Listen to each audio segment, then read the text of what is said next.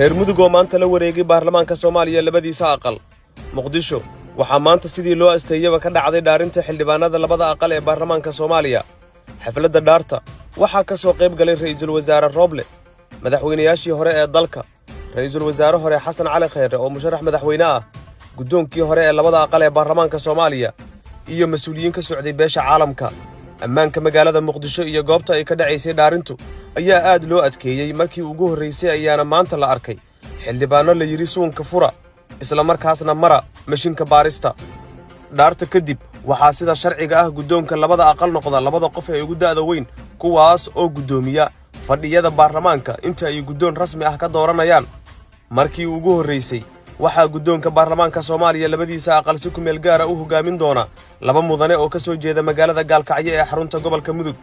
xildhibaan Cabdisalaan Xaaji Liibaan Dhabancad oo golaha shacabka ka soo galay Galmudug ayaa noqday xildhibaanka ugu da'da weyn xildhibaanada cusub ee golaha shacabka, halka senator Maxamed Cali Yuusuf Gaagaab oo aqalka sare ka soo galay Puntland uu noqday senatorkii ugu da'da weynaa, taas oo labadaba ka dhigtay inay noqdaan gudoonka ku meel gaarka ah ee labada aqal ee baarlamaanka Soomaaliya. in Dhabancad noqdo gudoomiyaha ku meel gaarka ah ee golaha shacabka waxa ay ceel ku sii ridaysaa rajada Fahad Yaasiin sabab la xiriira in Dhabancad yahay shakhsi muddo 60 sano ka badan ku soo dhex jiray nidaamka dawladnimada iyo sharciga, taas oo sii adkaynaysa in laga hoos bixiyo sida uu Fahad rabo ee ah in kursiga loo fasaxo. gudoomiyaha ku meel gaarka ah ee golaha shacabka xildhibaan Dhabancad ayaa khudbad halka uu ka jeediyay waxa uu ku sheegay inuu la wareegay dukumiintigii shaqada, waxaana uu sidoo kale sheegay in looga baahan yahay xildhibaanada in maalinta Sabtida ah ay soo xaadiraan Villa Hargeysa isla markaasna ay yimaadaan 3 saac iyo bar subaxnimo 9:30 daqiiqo. waxaana uu sheegay in kala fadhiga koowaad halka uu ka furmi doono. wuxuu kaloo meesha ka saaray inuu jiro waqti kale oo ay tahay inuu Soomaaliya ka lumo.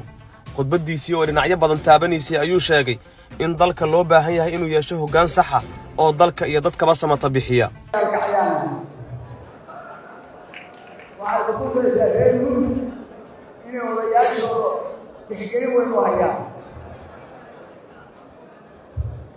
waxaan mahad gaar ah iska leh ra'iisul wasaaraha guddiga doorashooyinka oo u soo dhawaaqay hawshan culus meelaha kala duwan laga doonay. waxaan kaloo hoos u dhigayaa meelaha ay ku dhiman tahay kuraasta aan weli la dooran inay soo dedejiyaan iyadoo la wada ogyahay fikradda adduunku naga hayso in waqtigii dheeraaday oo digniina la siiyey oo lacagaha ku ahaya iyo banuunta xirmaysa oo la ogyahay intana lagu wada cadaadiskaas.